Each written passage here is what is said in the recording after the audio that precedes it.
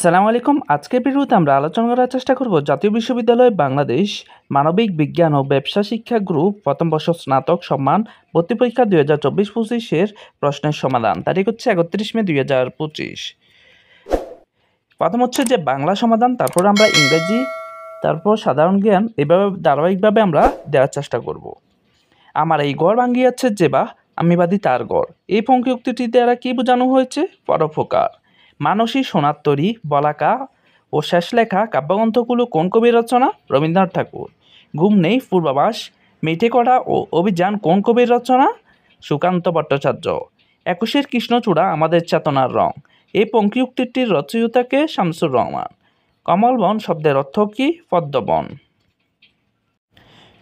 কোন শব্দটি ভুল বানানে লেখা হয়েছে? আকাঙ্ক্ষা, ক নাম্বার। সত্যবিধি অনুসারে কোন বানানটি শুদ্ধ? আকর্ষণ, ক। কোনটি শুদ্ধ বাক্য? ছেলেটি অত্যন্ত মেধাবী। এই জীবনটা না দৈর্ঘ্যের হিসাবে বড় না গুণের হিসাবে, এই কথাটি আছে যে রচনায়? অপরিচিতা। কার জবানিতে রেইনকোট গল্পের অধিকাংশ ঘটনা বিবৃত হয়েছে? নুরুল হুদা। 18 বছর বয়স কি জানে? রক্তদানের পুণ্য। মসজিদের মহব্বতনগর গ্রামে প্রবেশটা কেমন ছিল? নাটকীয়।